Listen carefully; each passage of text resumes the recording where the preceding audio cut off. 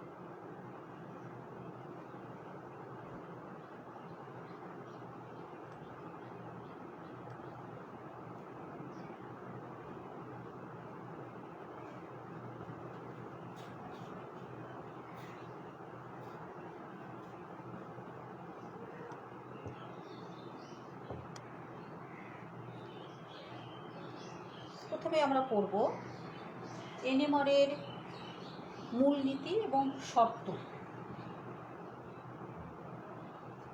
আমরা করছি NMR.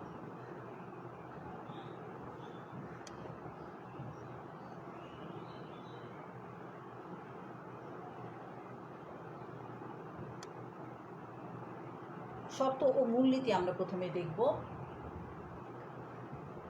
NMR দিয়ে আমরা কি করি? এনএমআর আসলে আমরা এটা অ্যাপ্লাই করে থাকি জৈব যৌগের গঠন কাঠামো নির্ধারণ করার জন্য। কেবলমাত্র জৈব যৌগসমূহের গঠন কাঠামো নির্ধারণ করার জন্য, নির্ণয় করার জন্যই আমরা এনএমআর পদ্ধতিটা প্রয়োগ করে থাকি। এখন এই পদ্ধতিতে কি করা হয় যে একটা অণুতে যে বিভিন্ন ধরনের হাইড্রোজেন আছে সেই হাইড্রোজেনকে আমরা শনাক্ত করতে পারি এই পদ্ধতির সাহায্যে। যে নানা পরিবেশে নানান ধরনের হাইড্রোজেন আছে, সেই হাইড্রোজেন সম্পর্কে আমাদের সঠিক তথ্য প্রেরণ করে। হ্যাঁ, শুধু হাইড্রোজেন সম্পর্কে না, হাইড্রোজেনের পাশে যে গ্রুপগুলো থাকে সেগুলো সম্পর্কেও কিন্তু এখানে আমাদের এই পদ্ধতিটা, এনএমআর পদ্ধতিটা আমাদেরকে তথ্য প্রদান করে থাকে। এবং যার কারণে কি হয়, আমরা জানি যে প্রতিটা জৈব যৌগে কার্বন এবং হাইড্রোজেন অবশ্যই থাকে। তো আমরা যদি হাইড্রোজেনের অবস্থান, আমাদের হাইড্রোজেনের সংখ্যা আর বিভিন্ন ধরনের হাইড্রোজেন সম্পর্কে যদি জানি এবং সেই সাথে যদি আমরা পার্শ্ববর্তী গ্রুপসমূহ সম্পর্কেও যদি ধারণা লাভ করতে পারি যে কী ধরনের গ্রুপ হাইড্রোজেনের পাশে আছে যার কারণে সে এই ধরনের পিক দিচ্ছে, তাহলে আমরা কিন্তু সেই জৈব যৌগ সম্পর্কে, সেই জৈব যৌগের গঠন সম্পর্কে আমরা ধারণা লাভ করতে পারি। শুধু ধারণা না, আমরা এখানে নিশ্চিত হতে পারি যে আমাদের এই যৌগটা এটা হবে। তো এখানে এই জৈব যৌগে প্রদান করার জন্য, এনএমআর বর্ণালী প্রদান করার জন্য যে অণুগুলো আমরা বিবেচনা করে থাকি, সেই অণুগুলো সেই অণুতে উপস্থিত যে পরমাণুগুলো, সেগুলোর কিছু বৈশিষ্ট্য থাকা প্রয়োজন, নির্দিষ্ট কিছু বৈশিষ্ট্য থাকা প্রয়োজন। তো বর্ণালী, এনএমআর বর্ণালী যে সমস্ত পরমাণু দিবে, যে সমস্ত নিউক্লিয়াস এনএমআর বর্ণালী প্রদান করবে, তাদের অবশ্যই চৌম্বক মোমেন্ট থাকতে হবে। কি থাকতে হবে? 1 নম্বর, তাহলে আমরা পয়েন্ট বলতে পারি যে তার চৌম্বক মোমেন্ট এটা থাকতে হবে, অর্থাৎ এটা 0 হওয়া যাবে না, একটা চৌম্বক মোমেন্ট তার থাকতে হবে।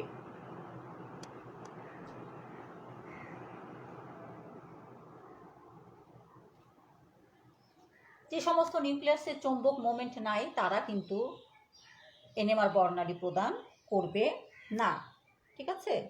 এখন আবার যে সমস্ত নিউক্লিয়াস এনএমআর বর্ণালী প্রদান করে থাকে, তাদের কি আছে? তাদের কিন্তু একটা চার্জ থাকে এবং তারা কিন্তু স্পিনিং অবস্থায় থাকে, তাদের চৌম্বক মোমেন্ট থাকবে, তাদের তাহলে কি থাকবে? অবশ্যই একটা চার্জ থাকবে এবং তারা স্পিনিং অবস্থায় থাকবে। স্পিনিং অবস্থায় যদি থাকে কোনো একটা বস্তু এবং তার যদি চার্জ থাকে, তখন আমরা জানি যে সে কী করে? একটা চৌম্বক ক্ষেত্র তৈরি করে। সে কী করে? একটা দণ্ড চুম্বকের মতো কাজ করে এবং সে একটা চৌম্বক ক্ষেত্র তৈরি করে। এখন এই চৌম্বক ক্ষেত্রকে যদি, এই চৌম্বকটাকে সে একটা ক্ষুদ্র দণ্ড চুম্বকের মতো কাজ করবে কে? সে নিউক্লিয়াস, যে নিউক্লিয়াসটা এনএমআর বর্ণালী দিবে। তো এই ক্ষুদ্র চুম্বকটাকে, অর্থাৎ এই নিউক্লিয়াসকে আমরা যদি একটা বহিস্থ চুম্বক ক্ষেত্রে স্থাপন করি, তাহলে কি হবে? তার সাথে একটা ইন্টারাকশন ঘটবে এবং এই ইন্টারাকশন মানেই হচ্ছে সেখানে একটা বর্ণালী তৈরি হবে, অর্থাৎ এখানে এনএমআর বর্ণালী তৈরি হবে। এটা হচ্ছে আমাদের মূল কথা। এখন আমরা আরেকটু ডিটেলস জানবো। তাহলে আমরা মোটামুটি কি জানলাম? যে নিউক্লিয়াসটা আমাদের, যে পরমাণুটা আমাদের এনএমআর বর্ণালী প্রদান করবে, তার চার্জ থাকবে, তাহলে তার চৌম্বক মোমেন্ট কি হবে? চৌম্বক মোমেন্ট 0 হবে না, অর্থাৎ তার একটা নির্দিষ্ট একটা চৌম্বক মোমেন্ট থাকবে, সেই স্পিনিং অবস্থায় থাকবে। ফলে সেখানে সে একটা দণ্ড চুম্বকের মতো কাজ করবে, সে নিজে একটা চৌম্বক ক্ষেত্র তৈরি করবে। সেই এই চৌম্বকটাকে, অর্থাৎ নিউক্লিয়াসটাকে আমরা যদি একটা বহিস্থ অন্য একটা চৌম্বক ক্ষেত্রে স্থাপন করি, তখন তাদের মধ্যে ইন্টারাকশন ঘটবে এবং তার ফলে সেখানে আমরা বর্ণালী পাবো এবং সেখান থেকে আমরা সেই বর্ণালী দেখে আমরা জানি যে আমরা যৌগকে শনাক্ত করতে পারি। এই হচ্ছে আমাদের তাহলে মূল কথা। এখন আমরা বললাম যে কি আছে, যে কিছু নিউক্লিয়াসের তাদের স্পিন বৈশিষ্ট্য আছে, তার স্পিনিং অবস্থায় থাকে, স্পিনরত অবস্থায় থাকে। তাই যদি থাকে তাহলে তাদের কি থাকবে? অবশ্যই একটা স্পিন কোয়ান্টাম সংখ্যা থাকবে। কি থাকবে? নিউক্লিয়াসের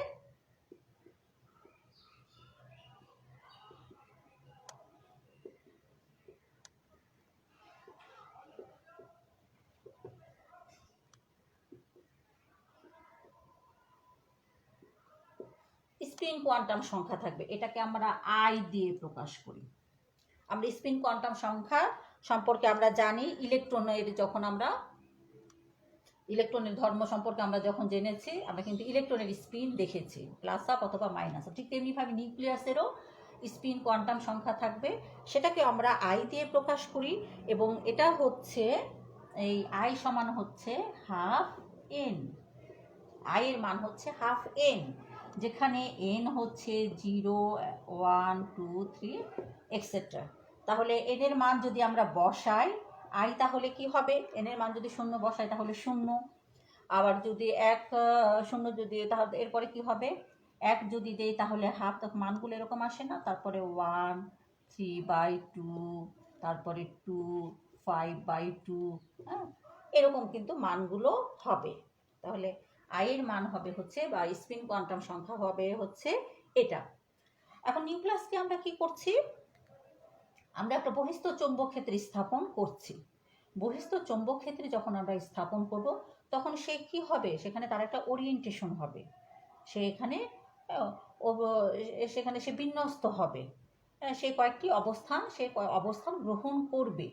এখন সে বহিস্থ চৌম্বক ক্ষেত্রে স্থাপন করার পরে তার অবস্থান কীরকম হবে, বা সে কীরকম অবস্থান সে গ্রহণ করবে, কয়টা ভিন্ন অবস্থান সে গ্রহণ করবে, সেটারও কিন্তু একটা সূত্র আছে। সেই সূত্রটা হচ্ছে, তাহলে সে কী করবে, বহিস্থ চৌম্বক ক্ষেত্রে সে এই সংখ্যক কতগুলো অবস্থান, একটা নির্দিষ্ট সংখ্যক অবস্থান গ্রহণ করতে পারে, এবং সেই সংখ্যাটা হচ্ছে 2i+1। তাহলে আমরা বলতে পারি যে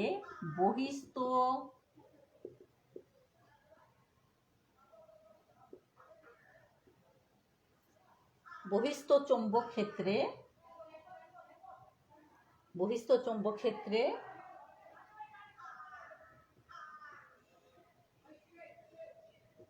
নিউক্লিয়াসকে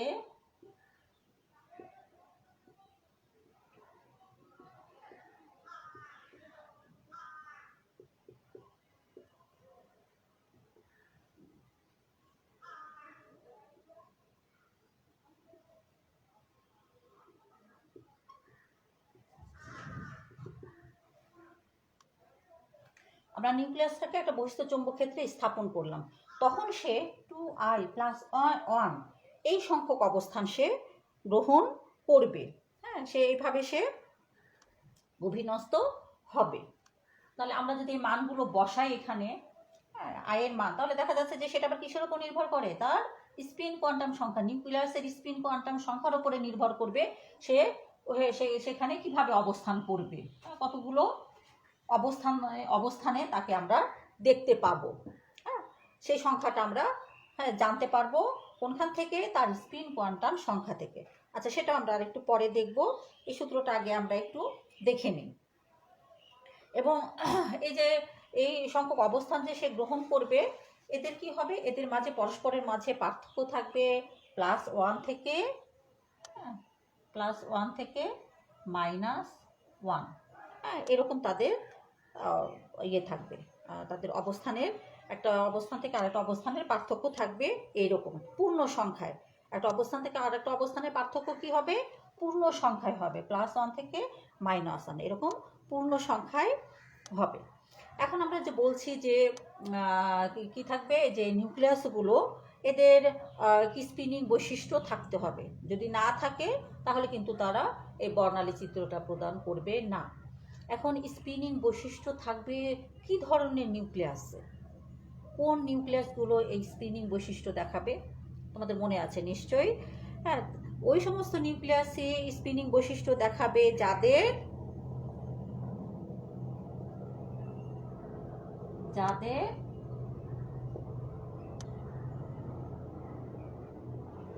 ভর সংখ্যা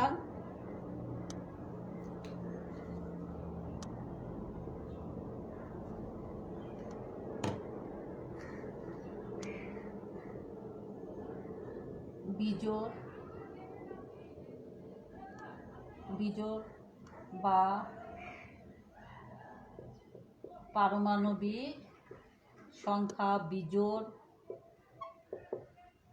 বা উভয়ই বিজোড়। তাহলে কারা স্পিনিং বৈশিষ্ট্য দেখাবে, যে সমস্ত নিউক্লিয়াসের ভর বিজোড়, পারমাণবিক সংখ্যা বিজোড়, পারমাণবিক সংখ্যা বিজোড় বা উভয়ই বিজোড়, তারাই কেবলমাত্র স্পিনিং বৈশিষ্ট্য দেখাবে। হ্যাঁ, তো এ ধরনের নিউক্লিয়াস কারা, যেমন আমরা হাইড্রোজেনের কথা বলতে পারি। হ্যাঁ, তারপরে হচ্ছে যে প্রোটন, যেটাকে আমরা প্রোটন বলি, তারপর আমরা কার্বনের কথা জানি, তাই না, এটা খুব পরিচিত আমাদের, কার্বন 13। তারপর অক্সিজেনের একটা আইসোটোপ, যেটা তোমার এটা। তারপরে হচ্ছে নাইট্রোজেনের আছে,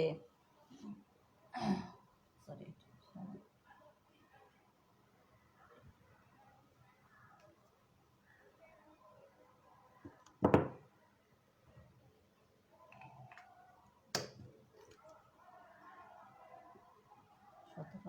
নাইট্রোজেনের আছে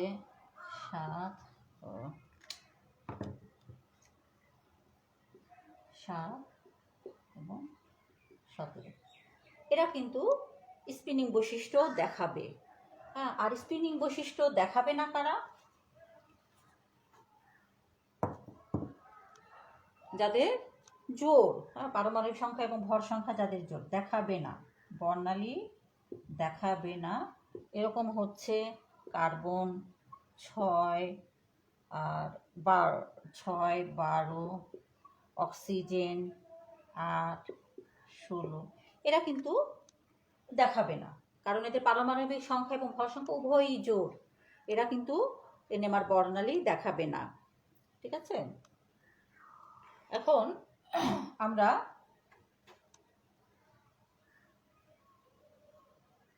একটা হাইড্রোজেনের যে কি অবস্থান, কয়টা অবস্থান গ্রহণ করবে, আমরা প্রোটন, এটার জন্য দেখি যে এটার কি হবে, এদের কীরকম হবে, এদের ওরিয়েন্টেশন কীরকম হবে।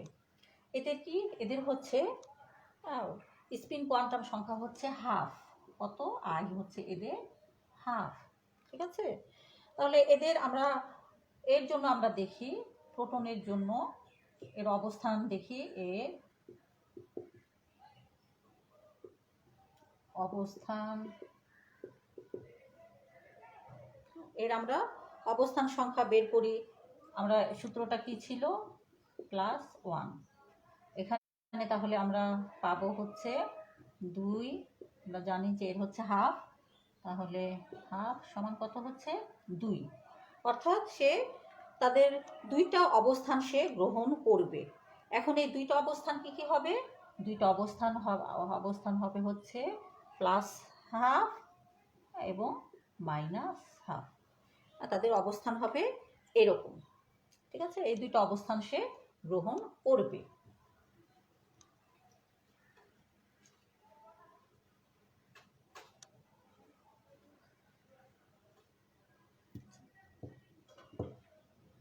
এখন আমরা লেমুর গতি সম্পর্কে একটু জেনে এরপরে কিভাবে আমাদের বর্ণালী চিত্রটা আমরা কিভাবে দেখি সেটা সম্পর্কে আলোচনা করব। এর মাঝে আমরা লেমুর গতিটা একটু দেখব।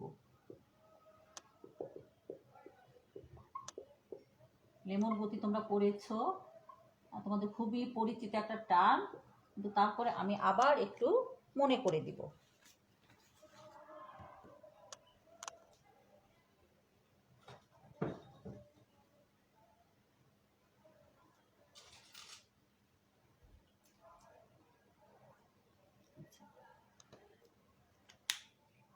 লাটিন ঘুরতে দেখেছো না, লাটিন, লাটিন কি করে, ঘোরে।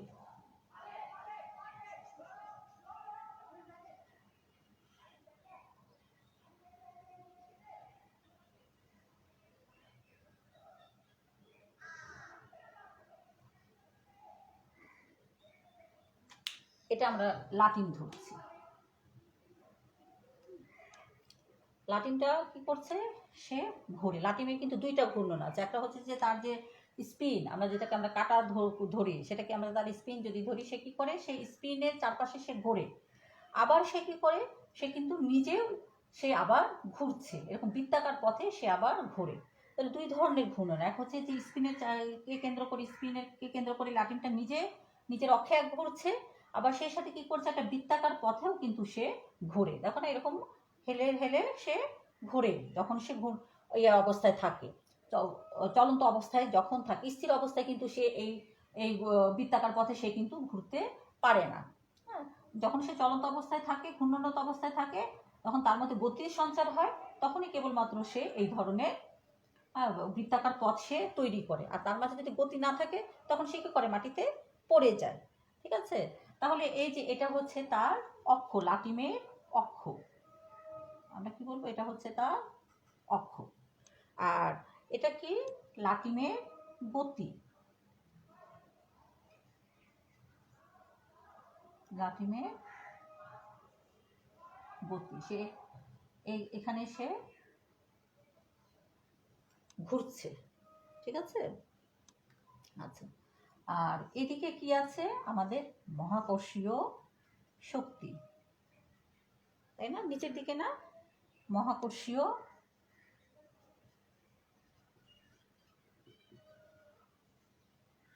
শক্তি। তাহলে লাটিমের ঘূর্ণনটা আমরা দেখলাম।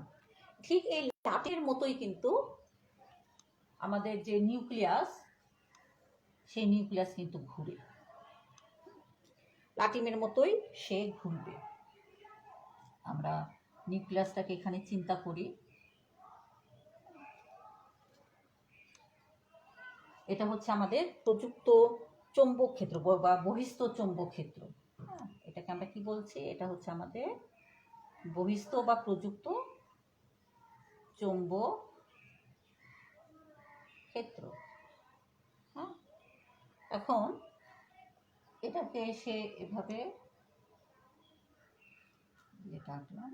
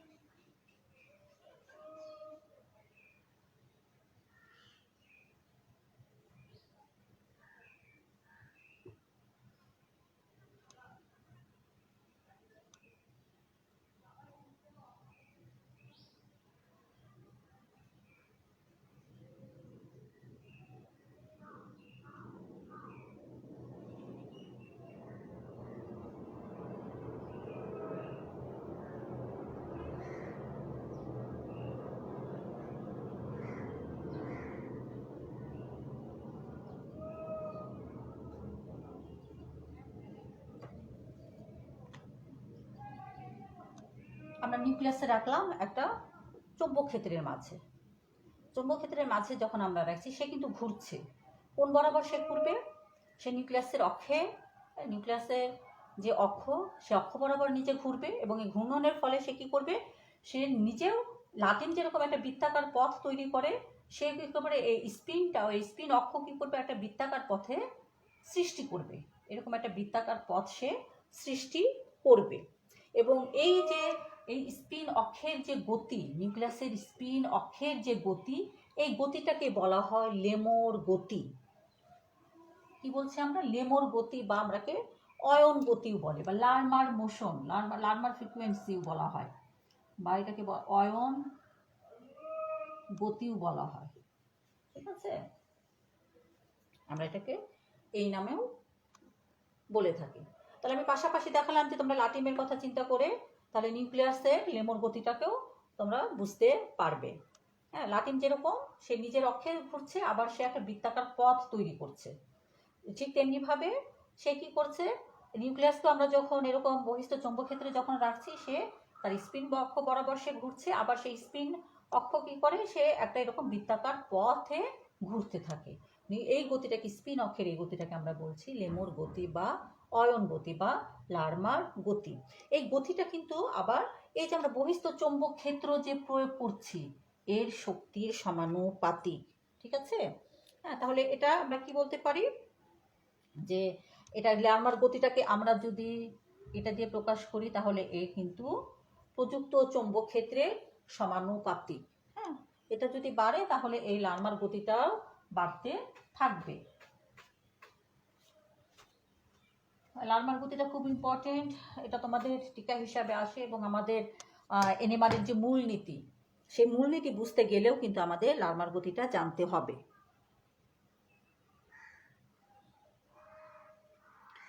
আচ্ছা, এখন এই লার্মার গতি আমরা দেখলাম। আমরা নিউক্লিয়াসকে যখন একটা প্রযুক্ত চৌম্বক ক্ষেত্রে স্থাপন করলাম, প্রযুক্ত সে এরকম ঘুরতে থাকলো, তাই না? এবং আমরা এর আগেও দেখলাম যে আমরা হাইড্রোজেনকে যদি প্রযুক্ত চৌম্বক ক্ষেত্রে যদি রাখি, তাহলে সে দুইভাবে বিন্যস্ত হতে পারে, দুইটা অবস্থান সে গ্রহণ করে। সেটা আমরা একটু চিত্রের মাধ্যমে দেখি।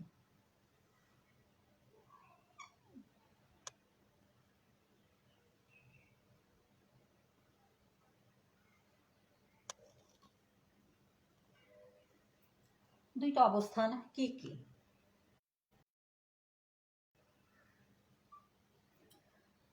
নিউক্লিয়াসটা আসলো চৌম্বক ক্ষেত্রে আমরা রাখলাম, চুম্বক ক্ষেত্রে রাখার পরে সে দুইটা অবস্থান নিল, সেই অবস্থান দুটাকে আমরা কি বলেছিলাম না, যে প্লাস হাফ, আর একটা বলেছিলাম কি আমরা মাইনাস হাফ। এই দুটো অবস্থান আমরা বলেছিলাম, এটাকে আমরা বলি আলফা, আর এটাকে আমরা বলি বিটা। ঠিক আছে, এটাকে যদি আমরা E1 দিয়ে প্রকাশ করি, এটা হবে কি E2। তাহলে এই দুইটার পার্থক্য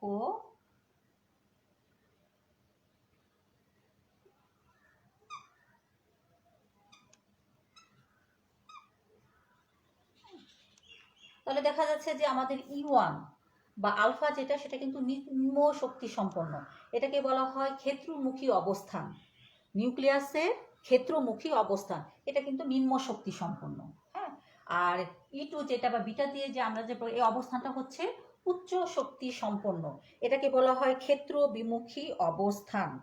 ঠিক আছে, তাহলে এই দুইটা অবস্থানে কি করে, হাইড্রোজেনটা অবস্থান করে, হাইড্রোজেনটা এই দুইটা অবস্থানে যায়, একটা বহিস্থ চৌম্বক ক্ষেত্রে এই দুইভাবে সে স্থাপন করে। তো আমরা জানি যে নিউক্লিয়ার ম্যাগনেটিক রেজোন্যান্স উৎপন্ন করতে হলে আমাদেরকে কি দিতে হয়, বাইরে থেকে আমাদেরকে শক্তি দিতে হবে, রেডিয়েশন দিতে হবে। কী ধরনের শক্তি দেই আমরা, ইলেকট্রোম্যাগনেটিক রেডিয়েশন দেই। এনএমআর বর্ণালী তৈরি করার জন্য আমাদের রেডিও ফ্রিকোয়েন্সি অঞ্চল থেকে আমাদেরকে শক্তি প্রয়োগ করতে হয়। কোথা থেকে, রেডিও ফ্রিকোয়েন্সি অঞ্চলের শক্তি আমরা প্রয়োগ করে থাকি। এখন যখন আমরা এই শক্তিটা প্রয়োগ করলাম, হ্যাঁ, ওই চৌম্বক ক্ষেত্রে আমরা কি করলাম, এই শক্তিটা প্রয়োগ করলাম। প্রয়োগ করার ফলে ওই শক্তিটা, ওই যে লেমোর গতি আমরা দেখলাম না, আমরা যে নিউক্লিয়াসের যে দেখলাম যে লেমোর গতির যে ফ্রিকোয়েন্সি, তার সাথে ম্যাচ করে ওই পরিমাণ শক্তি কোনখান থেকে, রেডিও ফ্রিকোয়েন্সি অঞ্চল থেকে সে ওই পরিমাণ শক্তি সে গ্রহণ করে।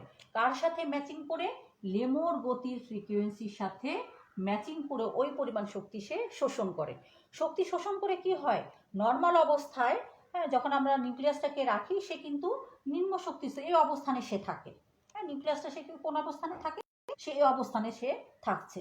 তারপরে ওই শক্তিটা সে শোষণ করে, এর সাথে সামঞ্জস্যপূর্ণ সে সমান শক্তি সে শোষণ করে সে এই নিম্ন শক্তি অঞ্চল থেকে সে উচ্চ শক্তির অবস্থানে সে চলে যায়। যখন সে উচ্চ শক্তির অবস্থানে চলে যায়, ওই অবস্থাটাকে আমরা কি বলি, আমরা তখন নিউক্লিয়াসটাকে বলতে পারি যে সে রেজোন্যান্স বা অনুরণনরত অবস্থায় আছে। সে তখন কি করে, সে ফ্রিকোয়েন্সির সাথে রেজোন্যান্সে যায়। আমাদের রেডিও অঞ্চলের যে ফ্রিকোয়েন্সি, যে শক্তি, তার সাথে সে রেজোন্যান্সে যায়। নিউক্লিয়াসটা তখন রেজোন্যান্সে অংশগ্রহণ করে, এবং ওই শক্তির সমান শক্তি অঞ্চলে আমরা কি দেখতে পাই, আমরা তখন বর্ণালী দেখতে পাই। বর্ণালী বিশ্লেষক যে যন্ত্র, সেখানে আমরা কিন্তু সেটা দেখতে পাই। তাহলে দেখো যে আমরা আবারও দেখি যে জিনিসটা কি, হ্যাঁ, মূলনীতিটাকে, এই জায়গাটা খুব ইম্পর্টেন্ট, যে আমরা কি করলাম, নিউক্লিয়াসটাকে আমরা একটা প্রযুক্ত চৌম্বক ক্ষেত্রে রাখলাম। আমরা হাইড্রোজেন এই উদাহরণটা কিন্তু আমরা দেখাচ্ছি হাইড্রোজেন দিয়ে, হাইড্রোজেন বা প্রোটন, যেটাকে আমরা প্রোটন আইসোটোপ যেটা, সেইটাকে আমরা বলছি। তো ওই 1 যেটা পারমাণবিক সংখ্যা 1, ভর সংখ্যা 1, ওই আইসোটোপ অর্থাৎ প্রোটনটাকে নিয়ে আমরা যদি চিন্তা করি, তাহলে ওই নিউক্লিয়াসটাকে যখন আমরা একটা প্রযুক্ত চৌম্বক ক্ষেত্রে রাখছি, হ্যাঁ, প্রযুক্ত চৌম্বক ক্ষেত্রে যখন রাখছি, তখন আমরা জানি যে হাইড্রোজেনের নিউক্লিয়াস দুইভাবে ওরিয়েন্টেড হতে পারে, দুইভাবে সে বিন্যস্ত হতে পারে, প্লাস হাফ এবং মাইনাস হাফ। এটার শক্তি কম, এটাকে আমরা বলছি ক্ষেত্রমুখী অবস্থান, এটাকে আমরা আলফা দিয়েও প্রকাশ করছি। আর যেটা উচ্চ শক্তি, সেটাকে বলা হচ্ছে ক্ষেত্র বিমুখী অবস্থান বা বিটা বলছি। তো সাধারণত কি হয়, নিউক্লিয়াস অল্প শক্তি অবস্থায় অবস্থান করে, এখানে সে অবস্থান করে। এখন আমরা যদি এখানে একটা শক্তি প্রয়োগ করি, আমরা এই বর্ণালী পেতে হলে কি করতে হবে, আমাদেরকে বাহির থেকে একটা শক্তি প্রয়োগ করতে হবে। হ্যাঁ, সেই শক্তিটা আমরা কোথা থেকে পাবো, সেই শক্তিটা পাবো আমরা রেডিও অঞ্চল থেকে, ইলেকট্রোম্যাগনেটিক রেডিও অঞ্চল থেকে আমরা সেই শক্তিটা পাবো। সেই শক্তিটা কোন শক্তির সমান হতে হবে, এখানে যে লেমোর গতি ছিল, হ্যাঁ, লেমোর গতি যে ছিল তার কম্পাঙ্কের সমান সে ওখান থেকে সে শোষণ করবে। হ্যাঁ, সেই বিকিরণটা সে শোষণ করবে, সেই রেডিয়েশনটা, এটার কম্পাঙ্কের সমান রেডিয়েশনটা সে শোষণ করবে। শোষণ করে সে নিম্ন শক্তি থেকে উচ্চ শক্তিতে যাবে। উচ্চ শক্তিতে নিম্ন শক্তি থেকে উচ্চ শক্তির অবস্থায় যাবে। এখন এই যে পার্থক্য কি হলো, তাহলে এই যে এই দুইটা শক্তির পার্থক্য এই পরিমাণ, ডেল ই পরিমাণ শক্তির পার্থক্য এখানে দেখা যাবে। এই পার্থক্যের সমান কিভাবে শোষিত হবে এবং সেটা এই সমান কম্পাঙ্কে এনএমআর বর্ণালীতে আমরা একটা রেখা দেখতে পাবো। হ্যাঁ, তাহলে শোষিত হচ্ছে আমাদের কি পরিমাণ শক্তি, ডেল ই পরিমাণ শক্তি আমাদের শোষিত হচ্ছে এবং এটা সমান শক্তি অঞ্চলে আমরা বর্ণালী চিত্রে একটা রেখা দেখতে পাবো। এটাকে আমরা বলছি এনএমআর বর্ণালী। ঠিক আছে, এখন আমরা এই বর্ণালী যে তৈরি করব, এনএমআর বর্ণালী যে আমরা তৈরি করব, এই বর্ণালীটা আমরা দুইভাবে তৈরি করতে পারি। হ্যাঁ, এনএমআর বর্ণালী মিটার যেটা, স্পেকট্রোফটোমিটার যেটা, সেখানে আমরা দুইটা পদ্ধতিতে এই বর্ণালীটা তৈরি করতে পারি। একটা পদ্ধতি হচ্ছে যে আমরা যদি রেডিও ফ্রিকোয়েন্সি স্থির রাখি, হ্যাঁ, রেডিও ফ্রিকোয়েন্সি স্থির রেখে আমাদের যে বহিস্থ চৌম্বক ক্ষেত্র সেটাকে যদি আমরা হ্রাস বৃদ্ধি করে লেমোর কম্পাঙ্কের সমান করি, অর্থাৎ রেডিও ফ্রিকোয়েন্সিকে আমরা স্থির রেখে এটাকে আমরা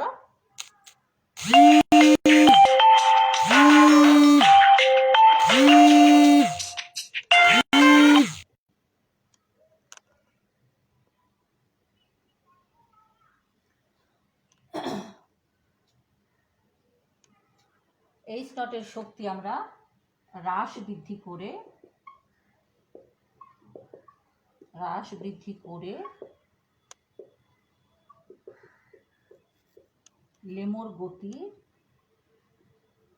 সমান করব। এই একটা পদ্ধতি, এর শক্তিটাকে আচ্ছা রেডিও ফ্রিকোয়েন্সি আমরা স্থিরে রাখবো, আর আমরা যে প্রযুক্ত শক্তি যেটা সেটা হ্রাস বৃদ্ধি করে লেমোর গতির সমান করব। ঠিক আছে, আর দুই নাম্বারটা হচ্ছে যে আমরা প্রযুক্ত চৌম্বক ক্ষেত্রটাকে এটাকে আমরা স্থির রাখবো, আর আরএফ এর ফ্রিকোয়েন্সি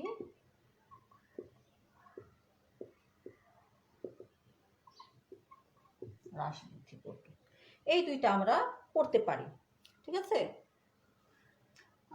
কথা খেয়াল করো যে আমরা রেডিও ফ্রিকোয়েন্সি স্থির রেখে আমরা প্রযুক্ত যে চৌম্বক ক্ষেত্র সেটাকে হ্রাস বৃদ্ধি করে আমাদেরকে কি করতে হবে, লেমোর গতির সাথে তো সামঞ্জস্য পূর্ণ হতে হবে সেই শক্তিটা, তাই না? আমাদের মূলনীতি আমরা দেখেছি যে কি করতে হবে, লেমোর গতির সাথে সামঞ্জস্যপূর্ণ হতে হবে, সমান হতে হবে।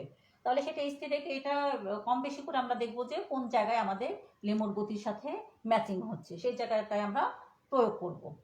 আর একটা পদ্ধতি হচ্ছে যে আমরা প্রযুক্ত যে চৌম্বক ক্ষেত্র আমরা স্থির নিলাম, এটাকে আমরা আর কম বেশি করব না। ঠিক আছে, ওটার শক্তি আমরা আর বাড়াবো না, কমাবো না, ওটা আমরা স্থিরই রাখবো।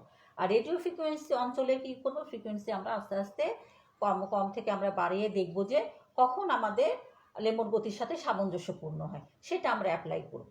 অ্যাপ্লাই করার ফলে তখন ওখানে রেজোন্যান্স হবে, ফ্রিকোয়েন্সির সাথে নিউক্লিয়াসের রেজোন্যান্স হবে এবং আমরা বর্ণালী চিত্রে আমরা সমান শক্তির একটা বর্ণালী রেখা দেখতে পাবো।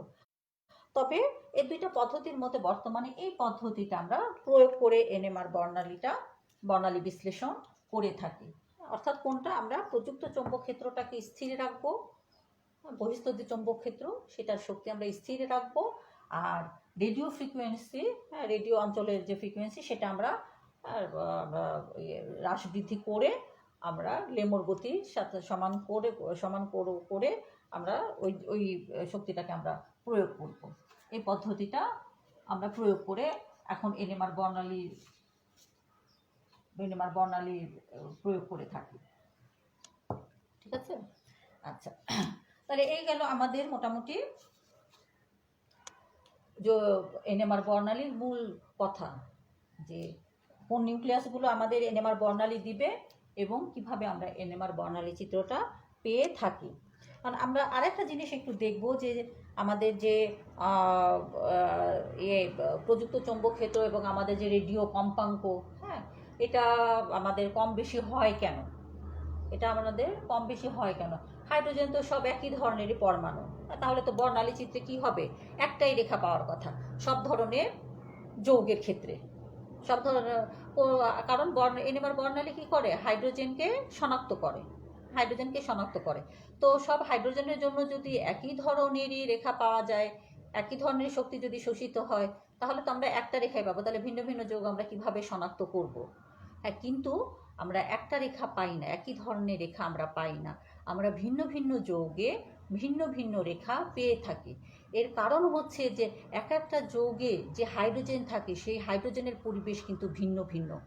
হ্যাঁ, ভিন্ন ভিন্ন পরিবেশে কিন্তু হাইড্রোজেনগুলো থাকে, এবং এই পরিবেশের ভিন্নতার কারণে তারা ভিন্ন ধরনের পিক দিয়ে থাকে, ভিন্ন ধরনের বর্ণালী দিয়ে থাকে। এটা হচ্ছে এনএমআর বর্ণালীর সবচেয়ে বড় সুবিধা। হ্যাঁ, তাহলে কেন হাইড্রোজেন, কেবলমাত্র আমরা হাইড্রোজেন শনাক্ত করি এনএমআর বর্ণালী দিয়ে, কিন্তু আমরা বিভিন্ন ধরনের যৌগ কেন শনাক্ত করতে পারছি? কারণ প্রতিটা যৌগে ভিন্ন ভিন্ন হাইড্রোজেন আছে। ভিন্ন ভিন্ন হাইড্রোজেন কেন বলছি? কারণ তারা ভিন্ন ভিন্ন পরিবেশে থাকে। কী ধরনের পরিবেশে থাকে? ইলেকট্রনীয় পরিবেশে থাকে। তাদের চারপাশে যে সারাউন্ডিং যে ইলেকট্রন, সেই ইলেকট্রনের পরিমাণ ভিন্ন ভিন্ন থাকে, ইলেকট্রনের পরিবেশটা ভিন্ন ভিন্ন থাকে, যার কারণে সে ভিন্ন ভিন্ন পিক দিয়ে থাকে, এবং আমরা একটা যৌগ থেকে আরেকটা যৌগকে পৃথক করতে পারি, এবং যৌগগুলোকে আমরা সূক্ষ্মভাবে শনাক্ত করতে পারি। এখন এই ভিন্ন ভিন্ন পরিবেশ বা ভিন্ন ভিন্ন ইলেকট্রনীয় পরিবেশের যে এই জিনিসটা কি, এই জিনিসটা আমরা ব্যাখ্যা করব নিউক্লিয়াসের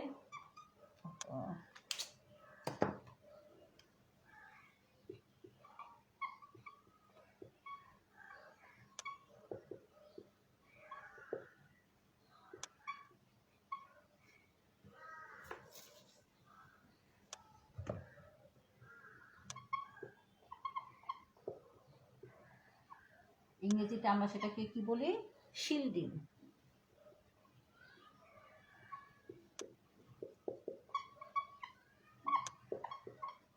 তাই না? আমাদের খুবই পরিচিত একটা টার্ম শিল্ডিং এবং ডিশিল্ডিং। তাহলে শিল্ডিং আমরা কাকে বলবো? আচ্ছাদন। এই আচ্ছাদন কিন্তু ইলেকট্রনের আচ্ছাদনকে বোঝানো হয়ে থাকে।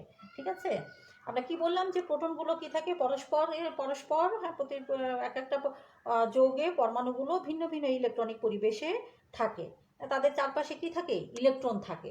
সেই ইলেকট্রনগুলো তাদেরকে ঘিরে থাকে, এবং এই যে ইলেকট্রন থাকে, ইলেকট্রনগুলো কি করে? একটা নিউক্লিয়াসের চারপাশে কেন্দ্রে থাকে তোমার নিউক্লিয়াস, তার চারপাশে যে ইলেকট্রনগুলো, সেগুলো কিন্তু ঘূর্ণনরত অবস্থায় থাকে। হ্যাঁ, তারা সারাক্ষণ কি করছে? নিউক্লিয়াসকে কেন্দ্র করে ঘূর্ণনের সৃষ্টি করছে। এখন এই যে ঘূর্ণন যে সৃষ্টি করছে, এই ঘূর্ণনের ফলে কিন্তু আবার একটা চুম্বক ক্ষেত্র তৈরি হয়। কথাটা খেয়াল করো, প্রোটনের চারপাশে, নিউক্লিয়াসের চারপাশে ইলেকট্রন আছে, তারা ঘুরছে, ঘূর্ণনের সৃষ্টি করছে। এর ফলে তারা কিন্তু একটা চৌম্বক ক্ষেত্র সৃষ্টি করছে, এবং এই চৌম্বক ক্ষেত্রটা আমাদের যে প্রয়োগকৃত যে চৌম্বক ক্ষেত্র, বহিস্থ চৌম্বক ক্ষেত্র H0, এই H0-এর অ্যাগেনস্টে কাজ করবে, বিরুদ্ধে কাজ করবে, বা বিপরীতে তারা কাজ করবে। ঠিক আছে, তাই যদি কাজ করে, আচ্ছা কিভাবে কাজ করে সেই চিত্রটা আবার একটু দেখি। চিত্রটা তোমরা পড়েছো 4th ইয়ারে, আবার তোমাদের একটু মনে করায় দিই। এই হচ্ছে একটা নিউক্লিয়াস। ঠিক আছে,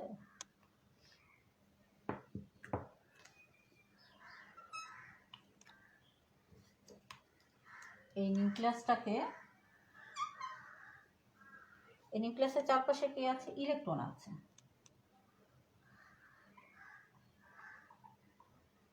ইলেকট্রন ঘুরছে, ইলেকট্রন ঘোরার ফলে সে একটা চৌম্বক ক্ষেত্র সৃষ্টি করছে। আর এটা হচ্ছে আমাদের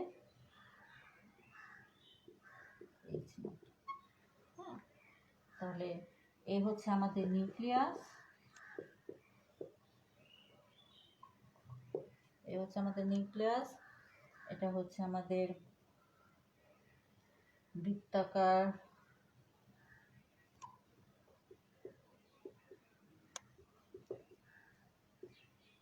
ঘূর্ণনরত ইলেকট্রন সমূহ। ঠিক আছে, এই যে চারপাশে ইলেকট্রনগুলো ঘুরছে। আচ্ছা, আর এটা হতেছে যে চৌম্বক ক্ষেত্রটা আবিষ্ট চৌম্বক ক্ষেত্র যেটা তৈরি হলো।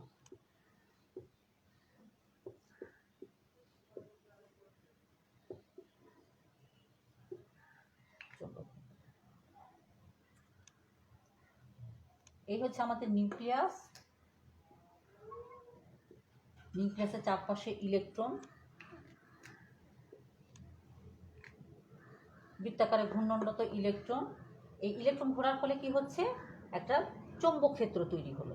এই যে চৌম্বক ক্ষেত্র, একটা আবিষ্ট চৌম্বক ক্ষেত্র তৈরি হলো এবং এটার দিক কি হচ্ছে, প্রযুক্ত চৌম্বক ক্ষেত্রের বিপরীত দিকে কাজ করে। ঠিক আছে, তাহলে নিউক্লিয়াসটা চিন্তা করো যে নিউক্লিয়াসটা তাহলে কি হবে, এই যে যে পরিমাণ আমরা দেখছি যে শক্তি আমরা চৌম্বক ক্ষেত্রে আমরা প্রয়োগ করছি, নিউক্লিয়াসটাকে আমরা যে চৌম্বক ক্ষেত্রে প্রয়োগ করছি, এই চৌম্বক ক্ষেত্রে যে পরিমাণ তার শক্তি অনুভব করার কথা, ইলেকট্রনের ঘূর্ণনের ফলে যে চৌম্বক ক্ষেত্র সৃষ্টি হলো সেটা এর বিরুদ্ধে কাজ করে বলে সে কিন্তু এই পরিমাণ, এই আবিষ্ট চৌম্বক ক্ষেত্রের শক্তির পরিমাণ কম শক্তি সে অনুভব করবে। তার কিন্তু সম্পূর্ণ H0 অনুভব করার কথা, তার নিউক্লিয়াসের অনুভব করার কথা, কিন্তু সে কিছুটা কম পরিমাণে করবে। হ্যাঁ, কেন কম পরিমাণ করবে, কারণ এই ইলেকট্রনগুলো একটা চৌম্বক ক্ষেত্র তৈরি করছে যেটা এর বিরুদ্ধে কাজ করছে, তাহলে ওই পরিমাণ সে শক্তি কম অনুভব করবে। এটাকে বলা হচ্ছে আচ্ছাদন। কিসের আচ্ছাদন? ইলেকট্রনের আচ্ছাদন। নিউক্লিয়াসকে ঘিরে থাকছে, নিউক্লিয়াসকে আচ্ছাদিত করে রাখছে, এর ফলে সে তার যে বহিস্থ চৌম্বক ক্ষেত্রে যে পরিমাণ শক্তি অনুভব করার কথা সে তার চাইতে কম পরিমাণ শক্তি সে এখান থেকে অনুভব করবে। এটাকে আমরা বলছি নিউক্লিয়াসের আচ্ছাদন বা শিল্ডিং। ঠিক আছে, এটা কিন্তু এই শিল্ডিংটা আবার তোমার যে প্রযুক্ত যে চৌম্বক ক্ষেত্র এর কিন্তু সমানুপাতিক, অর্থাৎ শিল্ডিংটা কি, আবৃত্তিটা কার সমানুপাতিক, H0 সমানুপাতিক। হ্যাঁ, এটা যত বাড়বে এর শিল্ডিংয়ের পরিমাণও কিন্তু তত বাড়বে।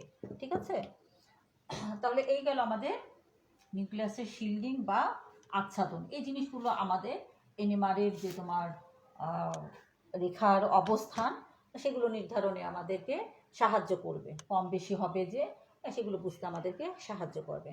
তাহলে স্টুডেন্টস, আজকে আমরা কিছু এনএমআরের কিছু জানা জিনিসই আমরা পড়লাম, যে জিনিসগুলো আমাদেরকে পরবর্তীতে জিনিসগুলো বুঝতে সাহায্য করবে। নেক্সট ক্লাসেও আমরা এই ধরনের তোমাদের জানা যে আরও কিছু জিনিস আমরা পড়ব। আশা করি যে তোমরা আজকে ক্লাসটা বুঝতে পেরেছো এবং আগামী ক্লাসের জন্য তোমরা সেগুলো বুঝে নিজেদেরকে তৈরি রাখবে। এ পর্যন্ত তোমরা ভালো থাকো, সুস্থ থাকো। আল্লাহ হাফেজ।